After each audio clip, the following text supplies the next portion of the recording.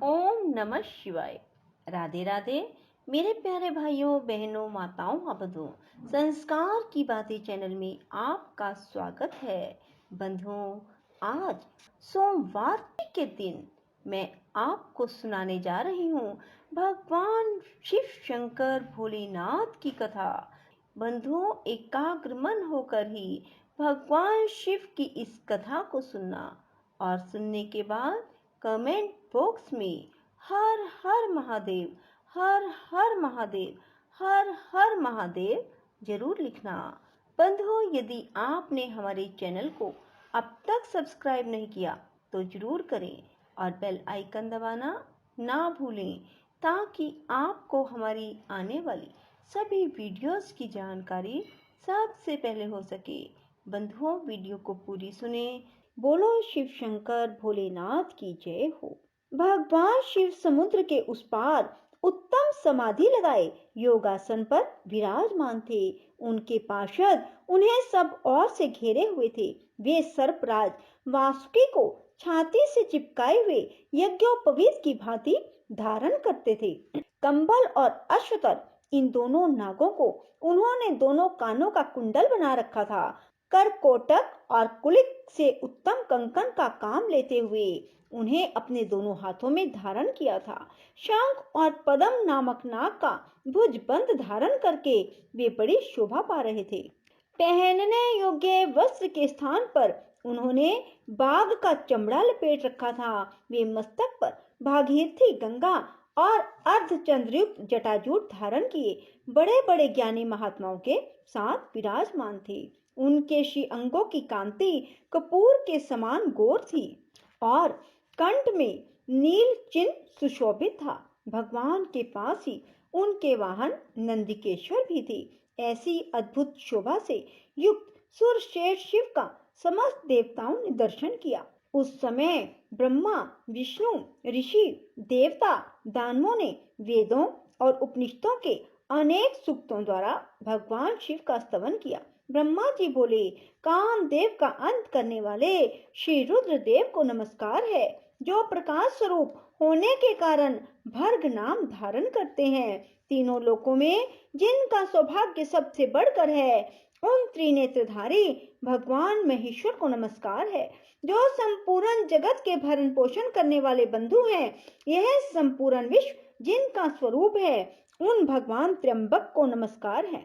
भगवान, आप समस्त लोकों के धारण पोषण करने वाले पिता, माता और ईश्वर हैं। आप ही जगत के स्वामी और रक्षक हैं। प्रभो, आप हमारा उद्धार करें। तब उत्तम योग से युक्त दयालु परमात्मा महेश्वर शंभु ने धीरे धीरे समाधि से विश्राम लिया और देवताओं से कहा, परम भाग्यवान ब्रह्मा आदि देवताओं, तुम लोग मेरे पास क्यों आए हो? इस समय यहाँ आने का कारण बतलाओ। उनके इस प्रकार पूछने पर ब्रह्मा जी ने देवताओं के महत्वपूर्ण कार्य का परिचय देते हुए कहा, भगवान, तारकासुर ने देवताओं को महान कष्ट पहुंचाया है। वह देवताओं का घोर शत्रु है। अतः हमारी प्रार्थना है कि आप पार्वती जी का पानी ग्रहण करें। गिरिराज हिमवान द्वारा दी हुई गिरिजा को आप पानी ग्रहण की विधि से अंगीकार करें। ब्रह्मा जी की यह बात सुनकर महादेव जी हंसते हुए बोले, जब मैं सर्व सुंदरी गिरिजा देवी का वर्ण कर लूंगा, तब समस्त सुरेश्वर ऋषि मुनि भी सकाम भाव से युक्त हो जाएंगे और निष्काम भाव से पूर्ण परमात्मा के पद पर चलने में असमर्थ होंगे। अतः मैंने सबके पारमार्थिक कार्य की सिद्धि के लिए कामदेव को भस्म किया था। मेरे विचार से कामदेव के दगत होने से ही देवताओं का महान कार्य सिद्ध हुआ है। इस काम दहन रूपी कार्य से तुम सब लोग निष्काम हो गए हो। अब जैसा मैं हूँ वैसे ही तुम लोग भी हो गए। अतः हम लोग अब प्रयत्न पूर्वक अत्यंत दुष्कर तथा परम उत्तम तप का अनुष्ठान करें और करावें। कामदेव के न रहने से तुम सब देवता समाधि लगाकर परमानंद में निमग्न हो सदा सुखी रहोगे। काम तो नरक में ही ले जाने वाला है। उसी से क्रोध का जन्म होता है। क्रोध से सम्मोह होता है और सम्मोह से मनुष्य जल्दी ही भ्रम में पड़ जाता है। अतः सभी श्रेष्ठ देवता काम क्रोध का परित्याग करके शास्त्रों और संतों के सद उपदेशों को माने, उसके अनुसार जीवन बनाएं। वृषभ के चिन्ह से युक्त ध्वजा धारण करने वाले भगवान महादेव ने इस प्रकार उत्तम बातें सुनाकर देवताओं तथा ऋषि मुनियों को भली भांति समझाया। इसके बाद वे पुनः ध्यान लगाकर मौन हो गए। तब वे सब देवता अपने अपने स्थान को चले गए। फिर शिव जी ने बुद्धि के द्वारा मन को आत्मा में एकाग्र करके अपने स्वरूप का इस प्रकार चिंतन किया, जो पर से भी अत्यंत परे, अपने आप में स्थित, मल आदि दोषों से रहित, विघ्न बाधाओं से शून्य, निरंजन तथा निराभास हैं, जिसके विषय में विवेकी विद्वान भी मोहित हो जाते हैं।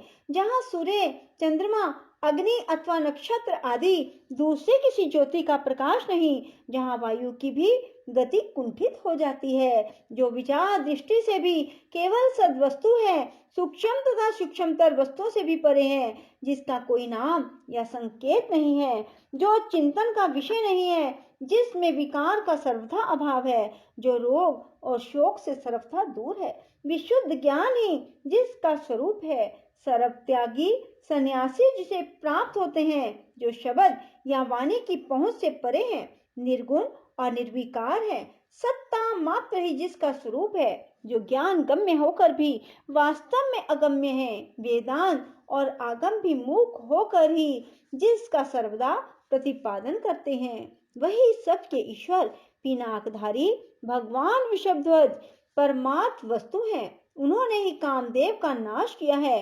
वे साक्षात परमेश्वर होकर भी तप का सेवन करते हैं। लोमशी कहते हैं, उधर पार्वती देवी बड़ी कठोर तपस्या में लगी हुई थी। उस तपस्या से भगवान शंकर को जीत लिया। देवी की तपस्या से हार मानकर भगवान शिव समाधि से विरत हो तुरंत उस स्थान पर गए जहां पार्वती जी विराजमान थी। वहां पहुंचकर उन्होंने देखा देवी गिरिजा सखियों से घिरी हुई है, वेदी पर बैठी हैं और चंद्रमा की कला के समान प्रकाशित हो रही हैं।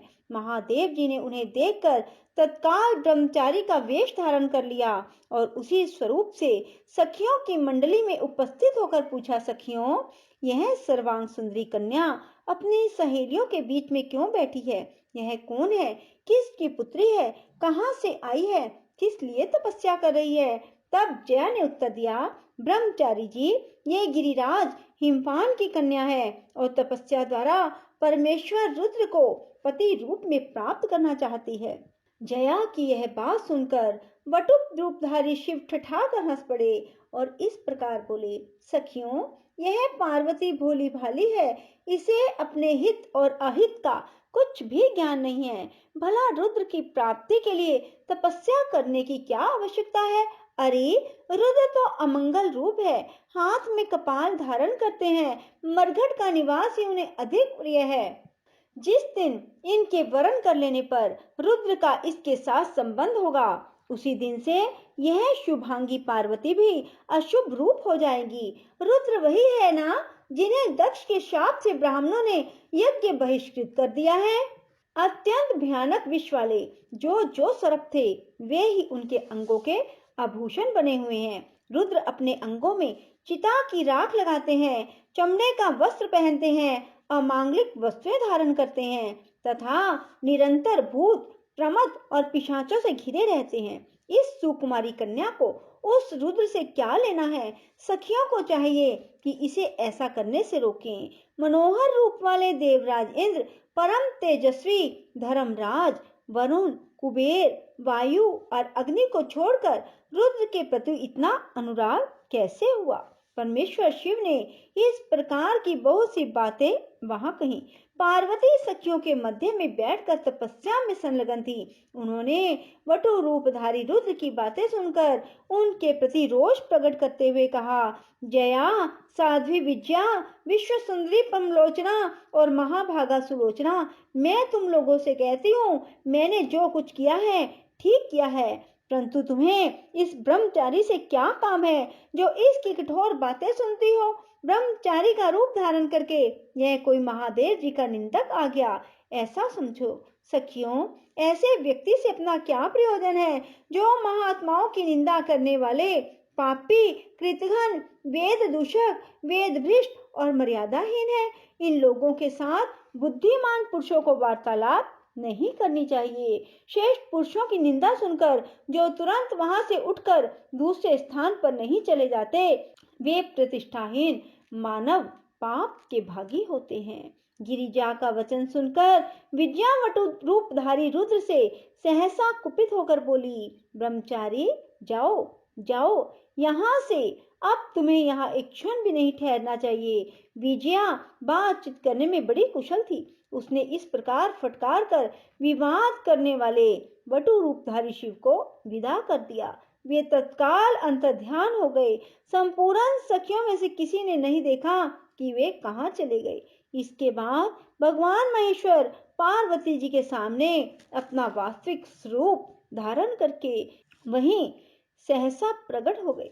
ध्यान में लगी हुई पार्वती देवी जब अपने ध्यानगत स्वरूप को ढूंढ रही थी, उसी समय उनके हृदय स्थित देवता बाहर दिखाई देने लगे।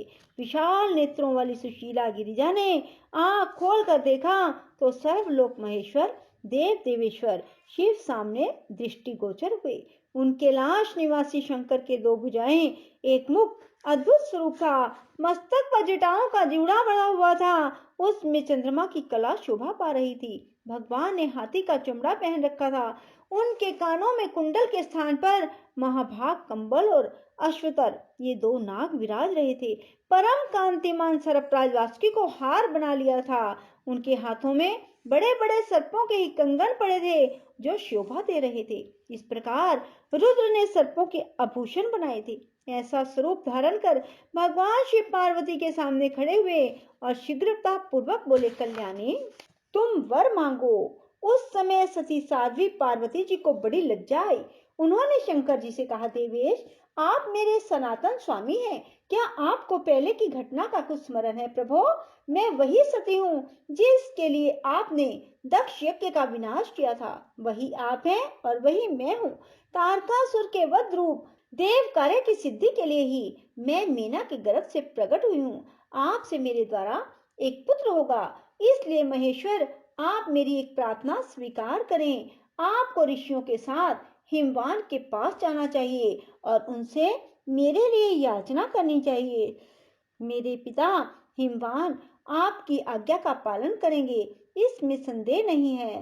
पूर्व काल में जब मैं दक्ष की कन्या थी, उस समय भी मेरे पिता ने मुझे आपकी सेवा में समर्पित किया था। महाभाग, हमारा और आपका विवाह देवताओं की कार्य सिद्धि के लिए हो रहा है। बोलो शिव शंकर भोलेनाथ की जय हो। राधे राधे, जय श्री कृष्णा। बंधुओं, यदि आपको हमारी वीडियो पसंद आए तो इसे लाइक करें और शेयर भी जरूर करें। धन्यवाद।